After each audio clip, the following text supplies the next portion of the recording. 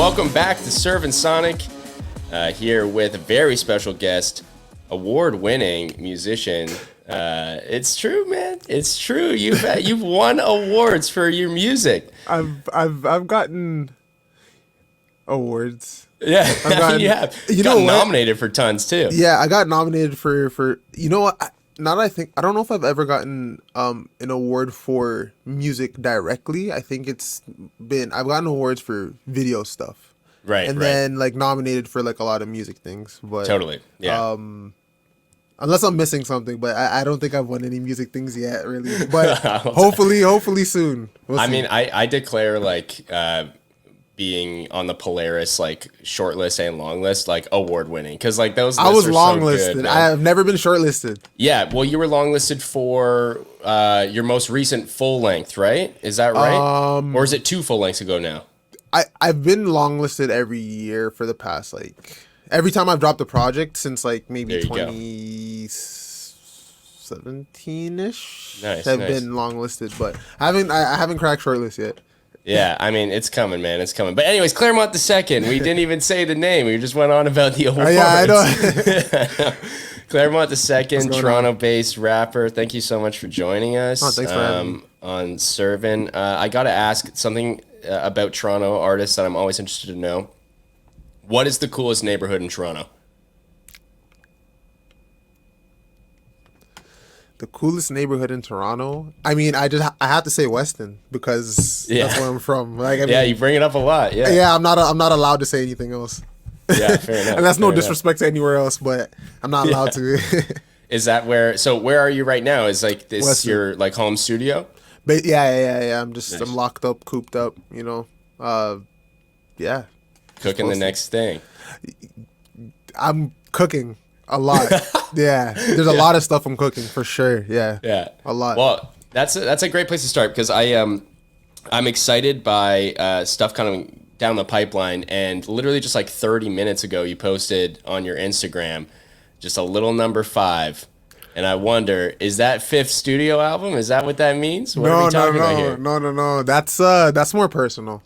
That's more personal. But like that number has been kind of popping up a lot in different things for me lately. So just kind of acknowledging it. But yeah, that's a personal thing and just shared it. But it being me, it'll find its way into something. Yeah. For sure. It'll find its way. That's cool. That's cool. Yeah. Is there like, do you do that a lot? Like, do you manifest things for yourself and like absolutely put that stuff out to try and see it like actually kind of like come to fruition in your life? I mean, yeah, like I'm definitely a big believer of manifesting and speaking things into existence, and but also just like I'm also a big believer in just doing things and just doing them, and sometimes they turn into something, sometimes they don't. But I think just trying them in the first place, or just having, kind of remembering the reason I fell in love with doing what I do in the first place is just to make art and just to make things. So just doing things and you just keep doing it, and then it's a snowball effect. Yeah. Output is like such a crucial thing for artists, right? Like I've heard so many artists say that, even like ones that have come on this show, about just getting something out, like recording something and then being able to like use that recording as like a like watermark of like, okay, where am I at now? Like, where am I going? Like, what stuff do I want to improve upon? I think that's a cool way of like thinking about art in general, because I think people get in front of themselves, right? Like too much. Yeah. And restrict themselves from putting stuff out. I'm literally trying to turn I've lately been trying to just turn my brain off, like anywhere I can, in any instance. Like, I don't want to think, like I want to, when I'm conceptualizing, I don't want to think about the art itself too much. The thing that I'll think about more is like, okay, like now that I've created all this stuff that's just been in my head, like, all right, when do we put it out? That's more the things I'm trying to think about now. But in terms of like just like what's allowed or what's safe, or like what other people might think, I'm really trying to just turn my brain off. And because like even though I've been somebody who's really made what I wanted to make for the longest, it's I still have that that voice in the back of my head that always is always like, but this or like but that, Totally. and then but not only that, it's also just like habits. I fell into a lot of like art creating habits, whether that's making a beat, whether that's writing a certain way, whether Right. that's structuring my flows a certain way. When it came to videos, things like that, I was being open and free, but within my habits, Right. and I want to get rid of the habit so that I could be even freer and just like literally just like forget everything that I know so I could like approach things again differently. Like from a But fresh perspective. yeah. Yeah. So, I forgot what the original statement was, but yeah, but I think I answered it though. Yeah, for sure. I think that's awesome. Like you were saying when you're like making beats, I was tuning into one of your recent Twitch videos. Oh, sick. Is that something that like is part of your creative process for albums, or is that just something that you do just to like get thoughts out, kind of what we were saying? The Twitch streams themselves. Yeah, things like that. So like I actually started when I started. I was on Twitch maybe like a few years ago. I think like 29. Like I got a PS4, because all my friends had PS4s, and because I'm an Xbox user mainly, and so I bought a PS4 so I could play games with them, and then it was easy to stream directly from the PS4. So that's how I started getting on Twitch. So I was only playing video games on Twitch for the longest. The music stuff only started coming later when I realized like, oh, like people could like actually make beats on here Right. and do that. But I kind of like to have a very to answer your question, yeah, it's like really just like it's more of a creative, just like another part of my mind that I want to just let loose, like just creative outlet stuff, and like even like something like video games is also a very important piece of like how I grew up and why I'm actually interested in a lot of the music I'm interested in, and a lot of the art that I'm interested in, the the aesthetic or like the the overall world of things, like that I like now is because of video games too. So even me having the Twitch channel, me having like a gaming YouTube channel, and just like doing that and like not really sharing it so much, but just kind of doing it for me because it's something that I always wanted to do growing up. Right. But these are just different things that I just like to make and things that I like to do, and I don't like to have a structure with like how I treat the Twitch channel too. So I'll start the Twitch channel playing like Yakuza, and then I'll end up making a beat, or Yeah. I'll just like like, or I'll watch something make beats, or I'll just talk about songs. One thing I like to do a lot is talk about a lot of old records that I have, or if like people have questions about sessions, like I'll pull them up Right. and kind of run through them. I it's a lot of fun, and like what's great about it too is like it's not a lot of people watching it, and so it always feels like a very exclusive party. So sometimes I'll leak like music. Yeah. Sometimes Yeah. I'll just be like, you guys want to hear something? There's only 5 of you in here, so like Yeah. Let's do this. Yeah. Yeah. so but yeah. Yeah, that's cool. That's cool. Yeah. Do you think you were saying that video games have like shaped a lot of the like kind of music that you make now? Do you have a like kind of a standout video game soundtrack that comes to mind that really like encapsulates that? Yeah, I think so. My go-to soundtrack is Bomberman Hero for N64. It's done by I might mess the name up, but it's like Jun Chikuma, and it's all like drum and bass. Like majority of it is drum and bass, and but there's a lot of like jazz and soul chords in between certain elements, and so it's real crazy. It's just like that's like my standout overall OST that I think about when it comes Like to games. films, TV included, everything Yo, like that? like that's like when I think about like a full soundtrack that like what's your favorite OST? That's like where my mind jumps first because it's Wow. like the most it's like one of the most recognizable for me. And then that one and like the GoldenEye Right. OST, like Of that course, one's of course. the stabs, the dun dun dun dun dun, dun like all the that was Totally. that's a big one. But things I've been like discovering like OSTs from games I haven't played, and one that I've come across recently that I love is it's this game called Waterworld, which is based on a movie, and it's just like, to me, it's what water sounds like, because the soundtrack is very, very scary and horrifying, but very beautiful and peaceful. Right. So you're conflicted the entire time.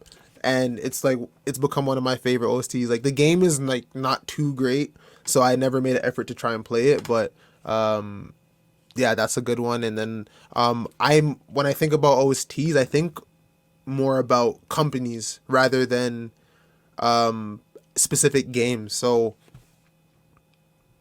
for a more like I guess obvious company, Sega, like the stuff Sega was doing with the jazz and the jazz R&B like chords with like very hyper, like there was funk elements, high there tempo. was like but there was like everything was going on, and I really love those soundtracks, specifically their soundscape for the Dreamcast. So like when you turn the Dreamcast on and that sound, that no console, there hasn't been a single console I've turned on since hearing a Dreamcast that has made me feel like that. Like when I turn it on, the closest is PS2.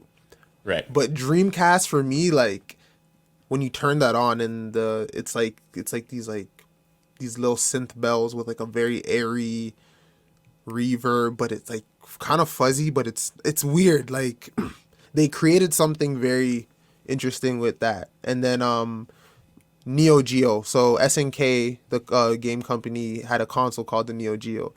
Okay. It's a very long story. I talk about it almost every time I bring it up, so I'm going to cut it very, very short. But it was a very expensive console that came out in like early 90s, maybe late 80s, and it was like $500 at release. So if you think about the inflation, how much that would be now, it's crazy. Yeah, totally. And it wasn't marketed towards the family like Nintendo was. They were marketing towards more adults, so it seemed more of like a niche exclusive kind of like club to have one of these consoles. But Neo Geo is responsible for making all the arcades, so their whole premise was bringing arcade graphics to the home, and that's why it was so expensive. That being said, they made really excellent games that still found its way to other consoles at some point. So like Metal Slug, King of Fighters, Fatal Fury, Last Blade, things like that. So Samurai Showdown, which is still a game today that they still kind of work on, but there's a lot more. But they kind of got out the console game because their console flopped. It was too expensive. Right. But Metal Slug, the soundtrack, there's like, it's crazy jazz stuff going on, like intense, but you're shooting a bunch of people, so it's a side-scrolling shooter. You're blowing stuff up. People like soldiers are going crazy, planes are going, but the music is just like it's crazy stuff going on. So but like those companies like Sega, SNK, or Neo Geo back in the day in the 90s, and those stuff, like a lot of the video game, and like even Sony, of course, and certain game soundtracks like NBA Street V2 soundtrack, the Def Jam soundtrack, things like that, like they've all played a part in kind of shaped my entire like vision on music and art, and how they created an experience. Now like I feel like video game soundtracks are a bit stale, and there's not the same thing put into them. Like it feels a lot more about money than it does about like, yo, we got to create the best experience for this person. So, right, 100%. Very like, long tangent, but well, no, I'm sorry about that. A welcomed one, honestly. That was cool. Like I think like you're absolutely right that I think something's been lost over like these years of video games obviously becoming more of a thing than people's homes. Not just like, you know, only specific types of families have them or anything like that. Like everyone has like a console now. Yeah, it's good. There's like a few factors that are like I think we became obsessed with the wrong thing. When graphics became more important than the actual game, that was the experience. That was a big moment. And then not only that, as much as I'm very happy about how like more people are accepting of games now, because when I was younger, like you were a slacker, you were this, you were that. Like it was annoying. I'm like, bro, I just like to play video games. Like it's not kiddish, but when it started becoming really popular and started making money, and then like Twitch got really popular, that's when like esports, shit like that. That's when it became like everybody, like I can't play an online game now casually because everybody is really so competitive. Good. Yeah, exactly. Like so I can't even just like, there's certain games that I can't even just play like like sometimes like I will, but the whole landscape and the whole outlook of what games were supposed to be, I feel, has changed, and that's why that's why it's like, what it is. It's like Avatar for video games was like the graphics taken over. Yeah, I mean, it's like everyone's like Avatar is like an amazing movie, and then it's like, okay, now we have Marvel and shit like that. That's like all like the same shit. Yeah. But like not to hate on Marvel, love. Yeah. It's the pattern. It's the pattern. Yeah. The pattern. And then so we are where we are today, but I think that like people just need to, or like companies need to get back to just making what is fun, and I feel like they don't think they'll make a lot of money from it, and I see why, and they're probably right. But like, yo, there's people that want like will pay good money, like for like a NBA Street V2 remastered. Totally, or like people still talk about those games, man. Like people still talk about those soundtracks specifically, like V2, Tony Hawk, that sort of shit. Tony Hawk Underground 2, like these games are incredible. Disney's Extreme Skate, like that's more of a low key one that I really liked, and there's just like a bunch of like things that were just really good that people like really want like just different like the Warriors. Like I still play these games to this day because there was care. I could tell, like, and I think like, and this is a bigger conversation than video games. Like I'm talking about video games, but this I think trickles down into like everything that we're kind of intaking these days. Like whether that's music, whether that's like art, like a lot of stuff is just, I don't know, man. Like it's about getting it out fast. Yeah, the thought behind it is not really there. Like you could tell when it's there. Like you could tell, like like I was just talking with my girl, and we were talking about I was talking about how like I could tell in movies now, like I feel like I could tell when it was like a rough set. Like I could feel like I could tell when there was tension on the set versus like when the set was a lot more peaceful, and then like you would read stories about like, oh, this person got fired, and you know, like I feel like for the most part, like I'm not saying it's like every single time I'm hitting it on the mark, but like for the most part, I could be like, you could kind of tell, and that's kind of what I feel about music and games, and man, the people just don't care like to put that same thought. Yeah, for sure. No, I agree with that. But I think like let's like apply that to some of your music too, because I think there's obvious care, obvious thought behind a lot of the stuff that you do. Full Circle specifically. So this most recent EP you put out, I think in August. I can't remember the exact date. August. It's like, for me, like I remember listening to, I think the first thing I listened to of yours was a mixtape, which would have been like 2015. That sounds about right. Like 15. Yeah, 15. And I was doing this like radio show out of Regent Park here in Toronto. Jeez. And no one listened to my show, man. That's beautiful. That's so beautiful. I was doing a radio show for this community station there, and I remember I like heard your mixtape that day. I had the radio show, and I was like, I'm gonna put this on air. Like, this is fucking sick. And to see the evolution now on something like Full Circle, it's like kind of like night and day, man. Like, I don't know if you feel that way or if you see that in your own growth, but like Full Circle, the four tracks on that, I couldn't have even imagined like the kid who made like a mixtape. Yeah. Like, making something that sounds like that. Okay, so I think that, so literally yesterday I queued up a bunch of my tracks and I played one song from each of like my different eras, and I was like, yo, like, this is crazy to listen to. It's like a crazy experience, like just to hear how my register has seemed to get higher on certain songs, but I sound older, and like there's just like different like nuances like that I was picking up. But I think that the step, or like where I am today, or like where I was with Full Circle, and just kind of what I'm making now, and I think it was, if you were somebody who's been around and has been paying attention to what I've been making, that where I'm at makes sense. And it's like, I think it's like, this is the person that like I was telling people I was gonna become. Like this is Right. the music I told people I was gonna make. Like in little ways, like every project that I've dropped has like like an R&B cut on it. Yeah. Yeah. So like that's one thing that I never forgot about, and because I've always wanted to make R&B, and there's certain ideas I wanted to try, but the reason why it took me so long to even dive deeper or even more unsafer is because I had the skills to do it. I had the tools to do it now. Like I just didn't have the skills. I didn't have the know-how. I didn't have the play. I didn't have the ear, and I didn't Right. have the confidence to really take the leap. So, yeah, like it's really cool to see where I've kind of gotten to. But I think the biggest thing is just seeing like this makes sense. Like this step makes sense. But at this point, like what people should also know is like not to expect anything from what I do. Like I'm just Yeah. gonna like you, I will interrupt my entire rollout for something else. Like I don't care. Like I'll do absolutely anything. So to have expectations for what the next project's gonna sound like, I would say doesn't really make sense. But Right. Because you called the yeah. EP a prequel, right? I called it a prequel. I did. I did. And is it a prequel for something that's going to include those same songs that are on it, or is it No. like an entirely different project? Man. What can you divulge, man? Man, Give it to me.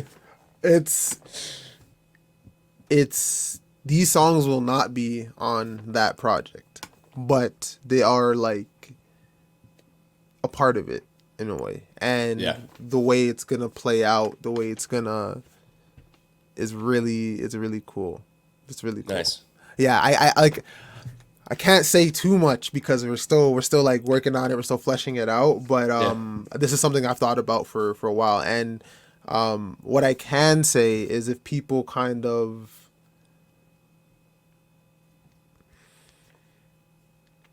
what would you say as far back as people could go to be in like to understand this universe, or like how long have I been teasing this project? I was okay.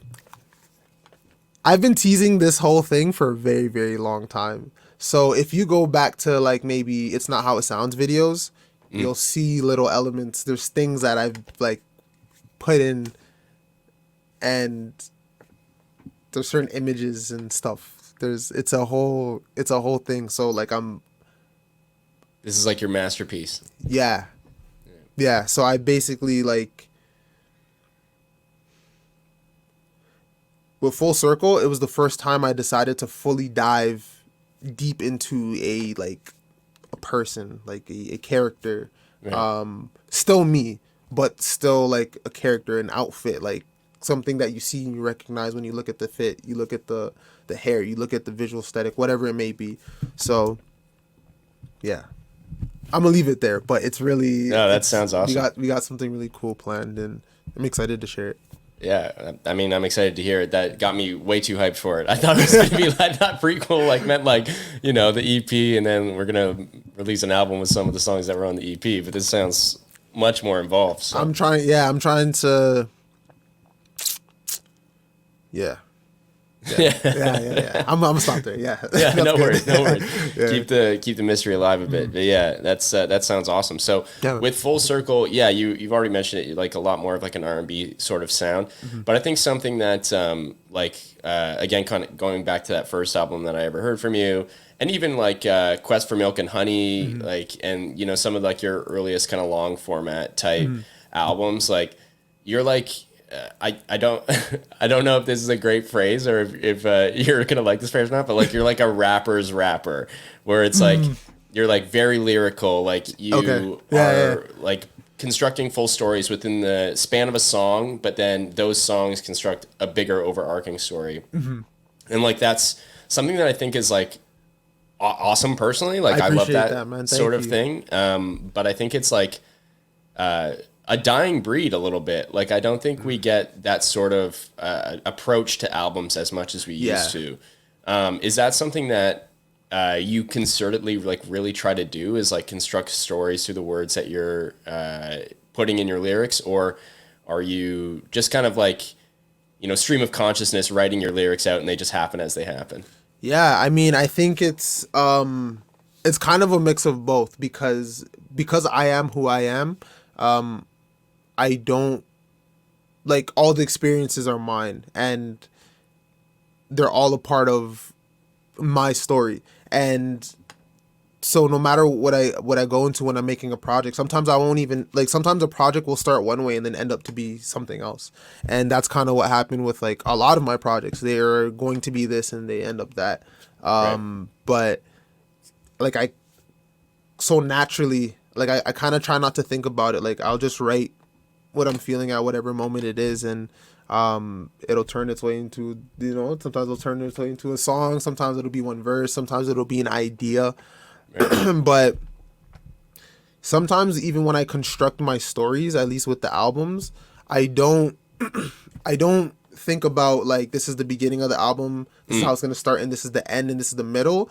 It kind of just falls together because I'm going through whatever I'm going through at the same time, and I usually write the project around the same time. With the next project, it's very sporadic. I've like been recording that since 2019. So and I finished it. What are we in 2022? I finished it last year actually. So it's like it's very sporadic with how I did that one, but the projects kind of just form themselves, and I don't have to think about it, and I don't want to think about it. I think that the stories kind of end up just being what they are, and but what I want to do, and something that I do think about, is giving people an experience, and whatever that may be, whether like with my projects up until this point, they've been very I wanted to provide very cinematic experiences. So right. Yeah, you can hear that for sure. yeah, I wanted it to feel like a film. Like I want you to be able to lay in your bed and put on headphones, close your eyes, and listen to the whole thing, and just be like happy with that. Or you could also bump it on a trip or bump it here or whatever. Like I just want it to feel like it's a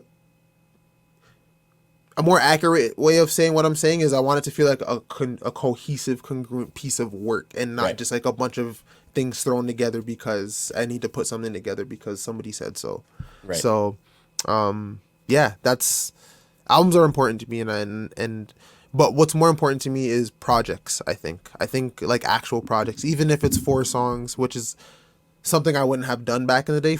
Me doing 4 songs is like a very big step and a very big leap in a weird way. Even though it's less music, it's like a format or a process I've never really done before.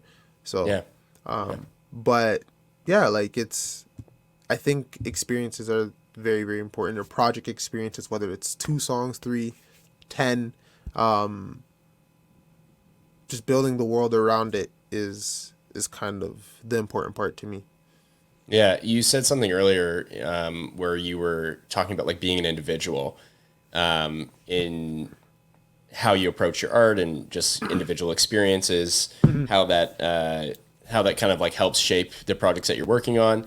There was an article I was reading the other day in prep for this interview, and it was, I'm just getting the name of it now, but it was on Complex, and articles the article's title was "There's no excuse for anyone still sleeping on Clairmont the Second." It was last year. Like, what's your thoughts on something like that, or even like the idea of being slept on? I used to get very, very mad at it, very mad, and like I'm like, yo, like I'm actually good. Like, what's going on? What's the deal? Yeah. But then I stopped thinking about it. Like I got tired. Like I'm older now. Like I'm tired. Like I just can't I can't keep thinking about like how people are sleeping on me. But there's been like I had this like epiphany that like everything like I kind of need is like around me, and it's like right there. Yeah. So I've been less concerned with like being slept on, because like I have things that I've done that are really cool and that I'm proud of, and things that are going to be coming out that I'm very proud of, and things that are going to be I think big deals. And I know that when it's my time to kind of be in a bigger light, I will. But like, I'm not even like lately, like I don't even know. I've been more interested in going where I fit, like where I'm supposed to be, rather than trying to make myself Clairmont the Second the main artist, like Clairmont the Second, the rapper or the singer, whatever it is. I'm just trying to just go where I'm needed at this point, because I've been producing things for people a lot more frequently now, and that's been cool. And I like the experience. I like kind of being like, I don't know, like a vibe facilitator, kind of just Yeah. like setting the stage and being in the background, and like, I guess like providing like a base, or like a base, or like a foundation for something. Yeah. Or even just like lending my ear or lending my eye, like that stuff is really cool to me. I think I have like cool little things, like nuances that could like add a cool element to something, or Right. and just like be happy with what's coming to me. So if Clairmont the Second, the artist being a more famous or a bigger deal or whatever it may be, if that's not what's coming to me right now, then that's fine. Yeah. It's not. I It's not think. time for it. Yeah, I think that you hit something really interesting there. Like you said, where you fit. I think like something that has been defining about your career is that you are, and the reason I brought up the individual thing before is that like I think you're going against the current, especially in this city, a Yeah. lot of the time. Like the sounds that generally come out of Toronto and like surrounding area, like there is some diversity for sure. Like you've worked with some of them, like Yeah. Javi Almighty and some of the incredible artists that like continue to like kind of change the landscape of the city. Yeah. But there is also a huge glut that sounds very, very similar. Yeah. And you don't fit into that. One of Yeah. the lyrics that you've had in the past, I think it's on Hallelujah. You said, "Don't call this my city the six." Like that's Don't call it. Yeah. Don't call it the six. that's Yeah. Yeah. directly reference that, Yeah. right? Or like directly That's funny. references that idea. So like where does that fit in your mentality now? But like going against the grain, and I think you sort of answered already, like finding places where you fit, but like does that continue to like motivate you in some sort of way? Yeah. So like, what's the thing about that is like, so when I say like even fitting in, like I'm more so talking about being more of a puzzle piece rather than like just kind of assimilating, or like conforming, because I still think that you should make very different things. Like, and as I said earlier, the habits that I've been breaking out of, I've been like very, very blessed to be around people that I find that are incredible artists and incredible musicians and incredible minds. Right. And old me would have been a hater and been like, yo, like why? I'm they're too good. Like and like, and it would affect me, and like it would, and I don't know, like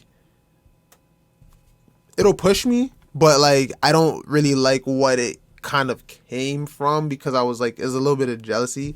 Now I'm like just extremely appreciative to be around all of it, and like just like stop, because like, yo, as I said earlier, Clairmont the Second, the artist, is just not coming to me right now. I'm going to allow myself to be Clairmont the Second, the fan, and just being the fan, and just being a like regular, and just being like posted up, just in the cut, just chilling, like just as a person, like is so something that I forgot, like because I've been making music for so long and trying to get to this certain stature and a certain status, that like I just forgot that like I could have fun and kind of chill out. But that being said, like I forgot where I was in the ballpark of, but oh yeah, making different things and going against the grain. Yeah, like Yeah. just I still think that, yeah, I've been around such amazing people, and they are just being around them and seeing them work. And these are people that I'm fans of, I consider amazing, and I'm like, how are you guys fans of me? Like I like you guys could do things I cannot do. Right. But just being around them has broken my habits of how I even like approach just anything now.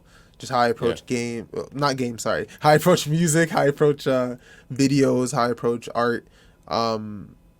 Like it's changed. Like I'm a lot more free. I'm like trying to forget things that I used to do and like actually try to do things that I think like that I would have thought before is too, I don't know, easy maybe. Like nothing is like easy. Like it's you have to know what to do. You have to know what to do, when to do it, when something is too much, when you need to lay something back. And so I definitely think that I think that like I stick out, you know, especially like I'm trying to do things differently. And but I think things naturally just come that way of like doing things differently, where it's like once you start unlearning certain habits, you just naturally start doing things differently. And I think that's where cool. I guess that's how I hope that it answers the question. I Totally, don't know if I totally. answered it properly. Honestly, it really reminded me of an interview we did somewhat recently with Cadence Weapon, and we were asking him like, you know, like, do you intentionally try to be weird on your albums or something like that was like the question. And he was like, no, he's like, I just am.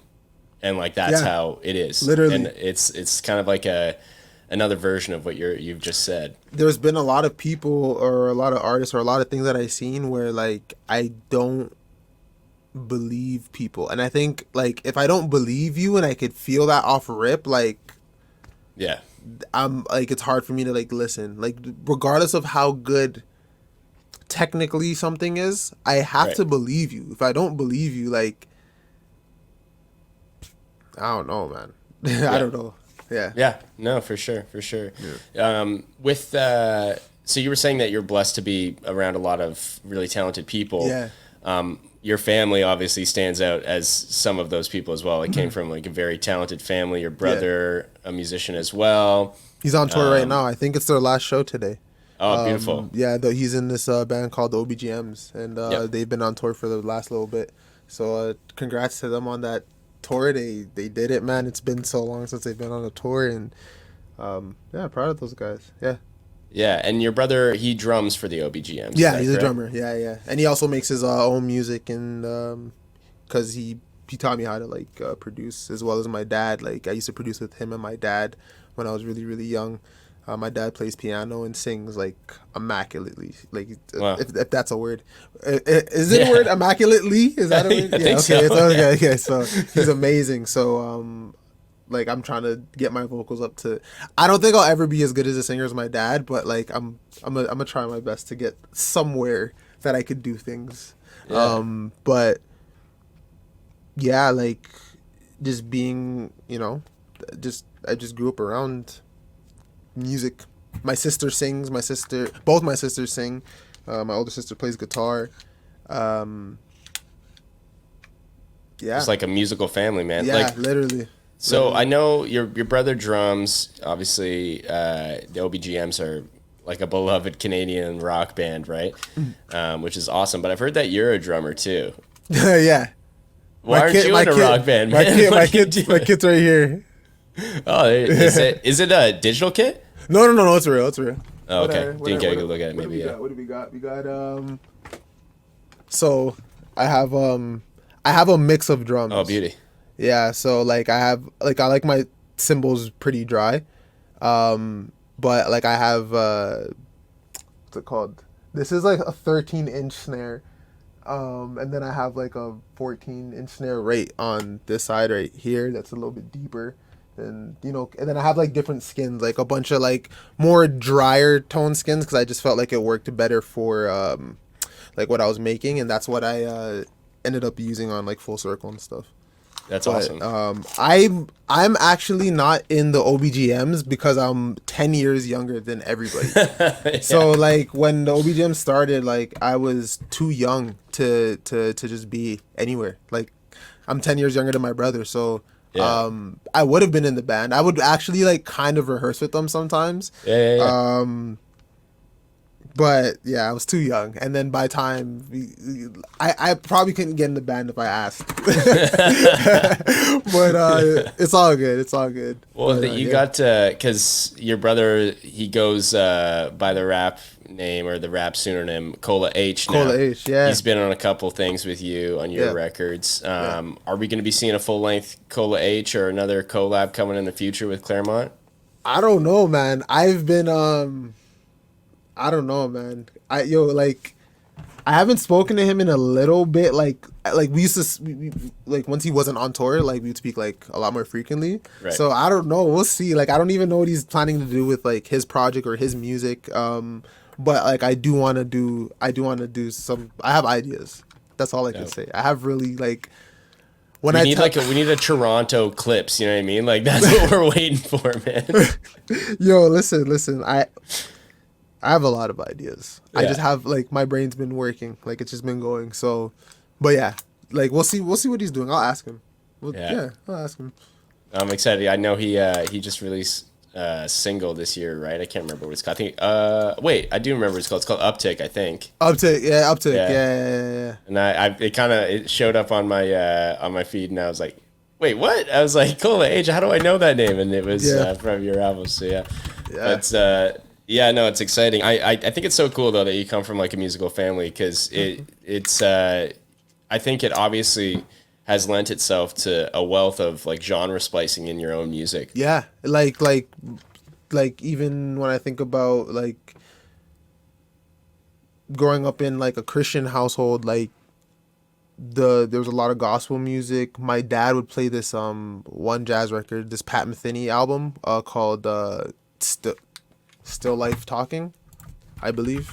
It's one of my favorite albums, and I always have to double check it. Yeah, Still Life Talking, or Still Life, and then in brackets Talking. That album he would play a lot, so I would hear that. But like a lot of gospel, like a ton of gospel. But then like for my siblings, R&B, hip hop was later. I was a lot more into R&B. That's what I heard more often. Like I remember like when I was like 4 or 5, like my favorite like artists were like Alicia Keys and like Destiny's Child. Like I would say, whose wasn't, man? Yeah, like, it was all the time. It was them all the time. So, but yeah, like because they kind of just being around here like opened my ear up to a lot of different things. Yeah, that's awesome. That's awesome. Yeah. Well, I think that's the perfect segue to go into what we have next, which is the spicy staple. Yeah. Spicy staple, for those who are listening for the first time, don't know what it is. It's an album of influence, or an album that's important to you for whatever reason that we asked our guests to bring. It just gives us an opportunity to learn a little bit more about you and like what you value in music. And you brought a super interesting one. You brought Kirk Franklin and God's Property, and the album is self-titled God's Property. Yeah.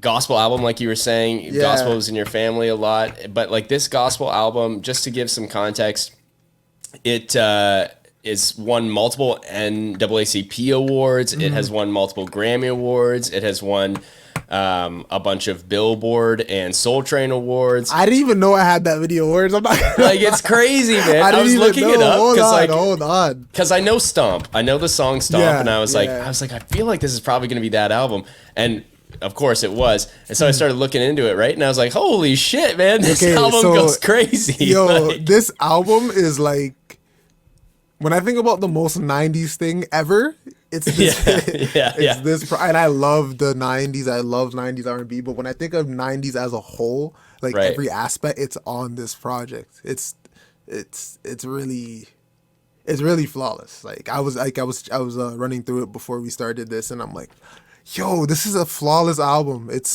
crazy. It's crazy. It really is. And like, so just one other kind of like accolade it holds, which is pretty crazy with like all things considered, I guess kind of now, and like, you know, obviously the current situation surrounding Kanye West is not great, but he released a gospel album not that long ago that was charting on Billboard. Still to this day though, God's Property is the highest charting gospel album of all time. Is it really?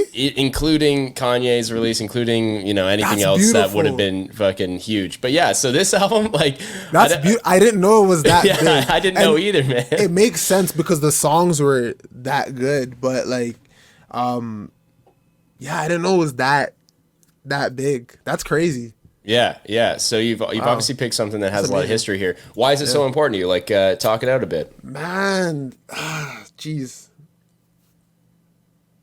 I'm gonna go on a little tangent, just a little bit. Yeah, go for it. This album is very, like, it's my reference point for a lot of things. So, on the most obvious level, when I think about my song Dream, when I was working on Dream, my A and B track was Love on this album.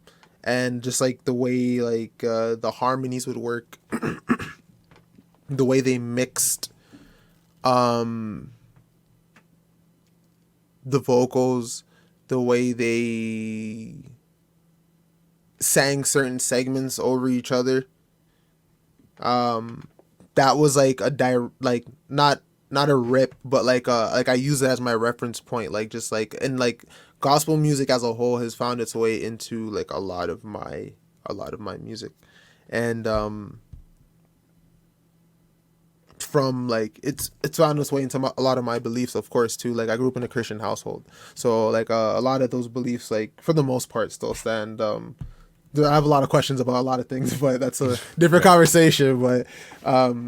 But like, yeah, those found its way into a lot of my influences, the art, like even how I perform. Like gospel performers are the best performers to me. Like they gas tank, not only. What people have to remember too with these albums is some of these albums, or a lot of these albums, I don't know how much they are these days because I don't listen to, but these gospel albums are live albums. So they're at concerts. These people, and I've seen the concert footage. These people are not standing still and just like, because it's easier to control your gas tank if you're standing still in one spot. These guys are jumping around and the vocals are not wavering. They're not shaking. They're not. So I try to like pay, like when you, especially when you go to church, you're playing in church like all the time. Sometimes like I'd play after church sometimes I'll play services. Sometimes I'll play one or two tracks depending which church I'm at. But you're playing music all the time. So you're also getting like a workout. But like just the little things in that upbringing has found its way into my music and found its way into me as a person. And now I'm kind of like, I guess, bridging the gap of like what it's not to be a gospel artist, but I'm not the one bridging the gap. Like people have done it for sure, but I would say like that's kind of just like what my stuff is. It's like a cross between the two, because I didn't want to be a gospel artist because like I wouldn't be a good gospel artist. Like I have too much shit to say. Like I have a lot of, but with the Kirk Franklin project, like this, when I think about my happiest memories, like this project comes to mind. Like I have a particular family amongst my cousins that they would always have like there's a lot of girls in that family, so they would have a lot of really, like they would know all the R&B records that were coming out, like, and they would have it, like, but also their mom would have a lot of like, and them too would have a lot of the gospel records, and like that, like being around, like I was around them a lot when I was younger, because one of the sisters is like just a year older than me, so we were close in age, so we'd hang out a lot, and just like the best memories as a kid, like these are the songs that were playing, the songs from this project was playing. I knew that this album was really important to me when I rediscovered it after like a very long time. Like I'm talking like maybe like 8 years type thing. But I knew the songs still. Totally. Yeah. That's what, and it's not like I was thinking about these songs. It's just I wasn't you know, you go through your teens, you start listening to other stuff, you try to like figure it out. But this album like still hovered around because Kirk Franklin has been a staple my whole life, but I knew some of the deep cuts just from like off of memory, and I was like, yo, like okay, like, but the songs, the writing, and that's why I think Kirk Franklin stood out and was able to kind of be a gospel artist, like in the secular world. Yeah. Yeah. And you know, he was a good, like, he's somebody who's like bridged that gap Totally. to even working with like non-gospel artists and stuff like that. So, but that album, like the songwriting, the like Love is Beautiful. One of the song, like when things get really hard, for me, like one of the songs that I go to is More Than I Can Bear. I think that's the name of it on that album. Just the lyrics, like basically talks about how God wouldn't put more on me than I could bear, and that's like something that really sticks with me. And I try my best to remember that. So Yeah. when things are getting difficult, like I try my best to, but like, man, the harmony game, insane. Like, Yeah, and it it's is. like, It is. it's not only gospel harmonies, but it's like gospel harmonies and '90s harmonies. But even though like '90s R&B harmonies come from gospel harmonies, Yeah, but like there's 100%. different, there's stings though. There's like little, you know, and so I think, and like my mind from this album immediately goes to a bunch of different places. So obviously going to my cousins that would play a lot of Kirk Franklin, and they would also play like a lot of Aaliyah. And like when I think about those harmonies too, and like I've recently like been listening to Aaliyah's album. Is it just Aaliyah? Is it the one with the Timbaland, like yeah, we produced need a one. resolution. Yeah, yeah. Yeah, Timbaland yeah. produced a few on that. I just been recently like rinsing through that, but like all of these things are connected. Like, and then even when I think about my influences, like my favorite artists, so I think about like people like Prince or George Clinton and Funkadelic and, you know, Parliament and D'Angelo. Yeah. They all, even on the Kirk Franklin God's Property album, they sample Funkadelic. They Yeah. sample Yeah. Yeah. One Nation Under a Groove. Like that's like, and then so when I think about like, you know, like Funkadelic's here, and then Prince is somebody who's like a big George Clinton fan, and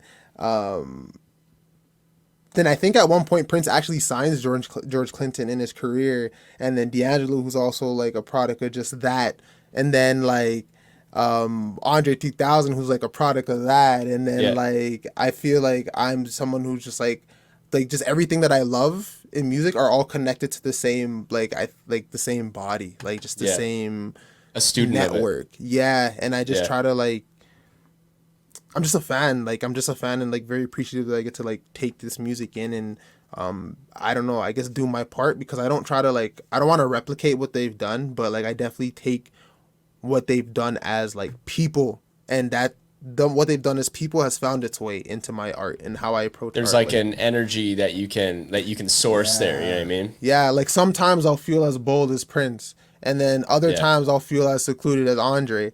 But like nonetheless, these are still people that I feel musically are in the same world, and Yeah. still have the same kind of like the voice. Like there's a voice, Yeah. and like they move a specific way, and I try to tap into that as much as I can, and yeah, they've yeah, but they all same like in D'Angelo, we haven't seen that guy in so long. Yeah, man. where is Black he? Messiah. I Black think was the Messiah, and then last that thing. was it. And before that, it was Voodoo, which was like I know, like it was 20 a years. Like, 14-year period or something crazy like that. Like yeah. so, but like Prince is also somebody who was very like anti-industry. You know what I Yeah. mean? And then George Clinton, somebody who got blackballed from the industry, Yeah. Yeah. but is like responsible for like a whole genre of music. Like when I think about hip hop, like I think about what George Clinton's done for hip hop. I wouldn't say he's Totally. responsible for all of it, of course, but like when I think about like some of like my favorite sampled records, there's like probably a George Clinton or probably a Funkadelic record sampled, and 1,000%. Yeah. so Kirk Franklin did the same thing, and with this God's Property album, like, and what they made, like it was just like all the elements of just like every genre that I love, and every feeling that I love, and that's the thing. Like there's feeling more. I think that's the thing that about this album. Like there's a, even when I listen to like other Kirk Franklin albums, like there's like a sonic element on this project specifically, and I feel like every artist or like a lot of artists have that one project that like you almost don't know if it existed. Like you're just like kind of like, yo, like they don't really talk about it, but they kind of do. But like it sounds different, but like it's incredible, and there's like a cult kind of following behind it. But there's like not, but like you're not really sure. That's kind of what I feel. It's like a dream. Like that's what this project is to me. And like if I were to compare it to like Sade, for me Sade's Love Deluxe album is kind of like that, where it's like it's just in a world of its own, and you're like it's clearly like that's like her biggest album I think, but it's just almost like, yo, this like kind of happened, and it's like a very like there's like a subculture. Yeah, there's like a there was something that was in the art, like there's things that like till this day there's things that are in certain pieces of art that like they take you kind of like away from like this state, and you're like, yo, something is different about this. Like, there's an element, and yeah, but that to me is like, I would say God's Property. I didn't know what album to pick, but like this one I feel like was a good. No, this is a great one. Like it's always tough because like you ask someone to bring a spicy staple, and it's like, all right, this could go a million different ways, right? Like someone could show up with like, you know, a Beatles record, someone could show up with fucking, you know, like a Drake record. Like the variance, you know what I mean? It's like so wide. So to have something that's like really unique and like maybe is not the first thing people think of when they are thinking of like short lists of most influential albums is like such a cool thing to bring, and I appreciate. And I got a tough question for you though. Kirk Franklin, considered by many to be like the godfather of like contemporary gospel for sure. Okay. But he was in a versus battle against Fred Hammond. Oh. I need you to tell me now, if you're at a versus with Kirk Franklin and Fred Hammond, are you picking Kirk Franklin? Is he coming out on top because of God's Property here, or is there some sort of stake to the claim for Fred? So this actually happened? Yeah. Did you watch it? That's what the internet says. No, I didn't. Okay. Fred Hammond and Kirk. Damn. I might just have to let them just be them, and they both win because they both have they both have like Kirk, like okay, like because I don't usually think that the most famous artist is necessarily like the best, or like I don't really think anybody's like the best anymore. I'm kind of like, yo, whatever I'm feeling at whatever moment is whatever I'm into, for sure. But the catalog for both of these guys is deep, and I think the only reason that Kirk Franklin is bigger is because he kind of well, not the only reason, there's probably more, there's definitely more, like there's a lot more actually. Like Kirk Franklin's human,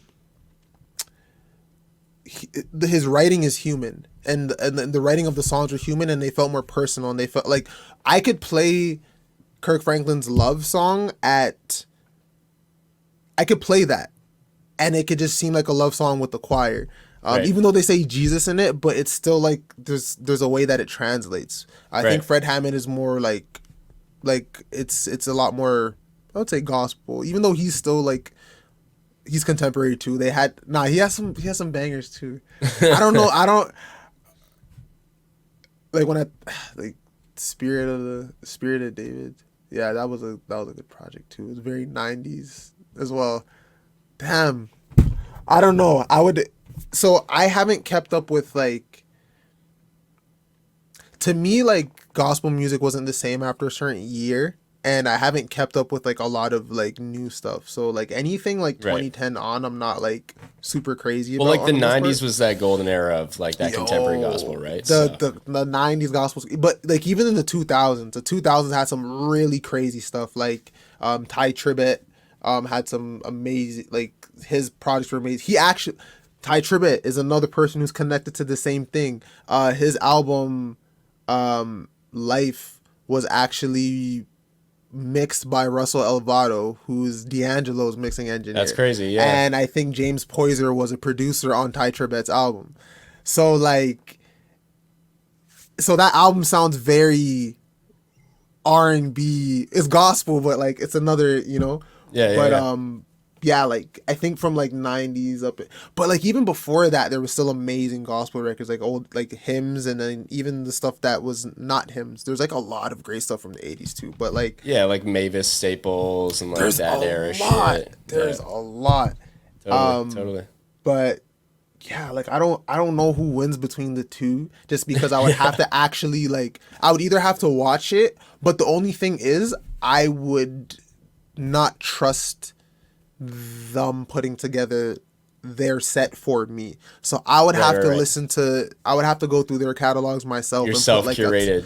yeah, Yeah. and put like a top 10 and then like a top 10. But I think personally, I think that Kirk Franklin to me has more important songs. Like I think if I'm, He's got the slight edge, eh? yeah, you know what? I can't even, I don't know if it's slight. I think the catalog like of hits are like fat, but like they're not just hits, they're like really good songs. And then even the deep cuts are also really good songs. Yeah, yeah.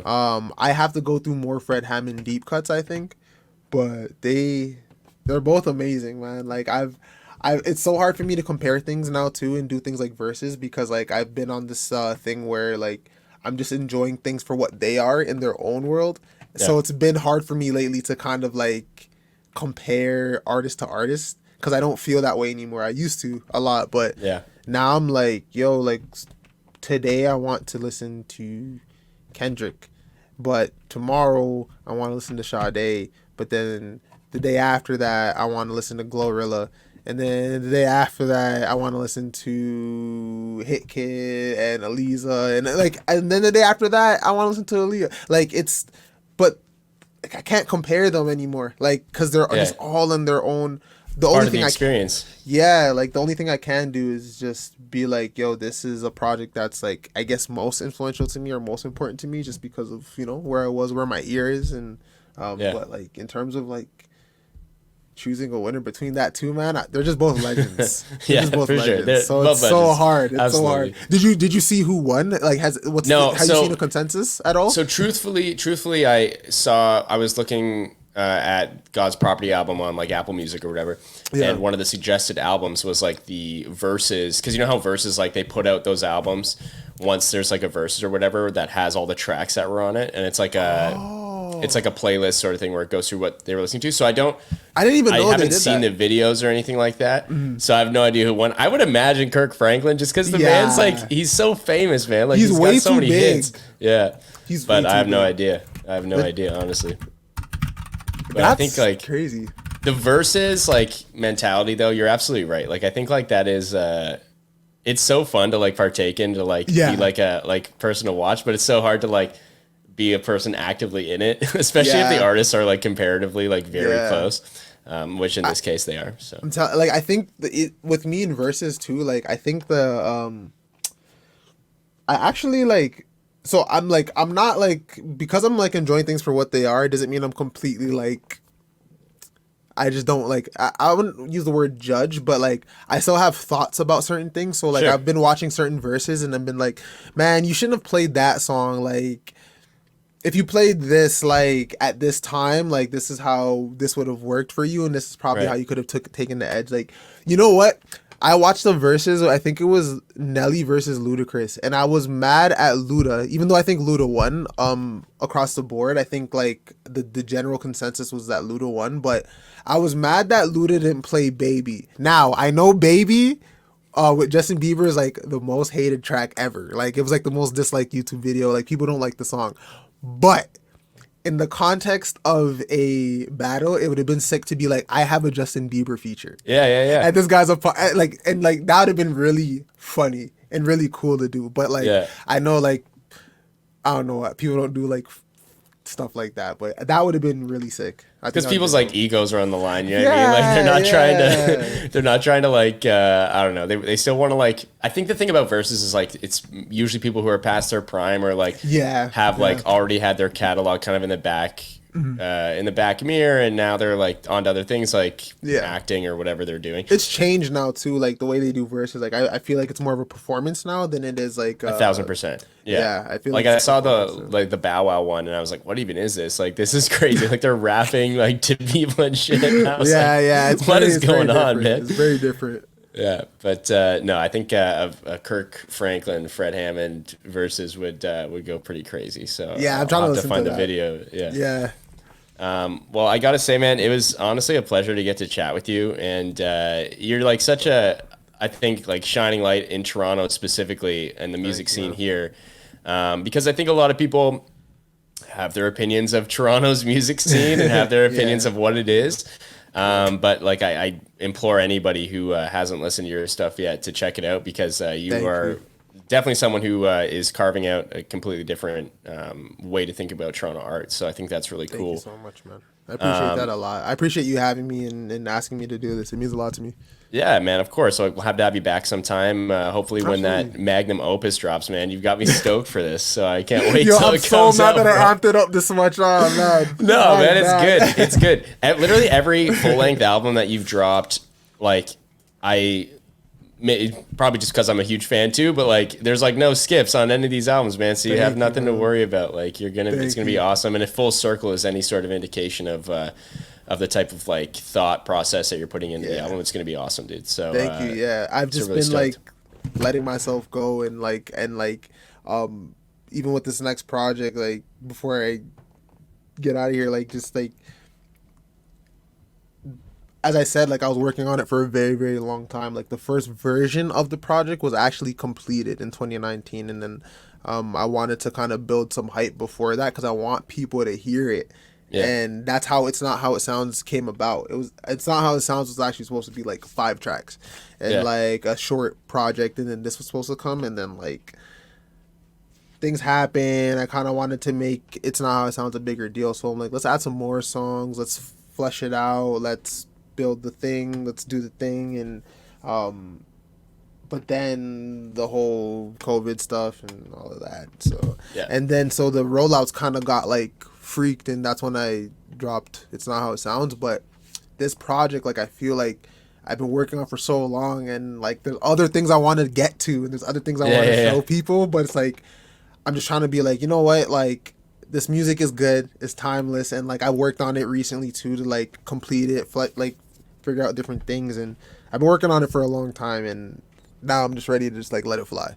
So like Awesome. now I'm ready to just like it's about that time, and I'm like getting very excited again about making art, and I'm very, very happy to just Yeah. like be here, and like very happy that you asked me to do this, like, and like I don't take it for granted, so I appreciate you, man. Hey, we don't take it for granted either, man. Like honestly, it's awesome to have you on. So yeah, it's been a blast. I'll give you the floor. Where can people find you, and do you have anything to plug that you want to get people's attention on? Yeah, I'm Clairmont the Second. That is CT Second on everything. So Instagram, Twitter,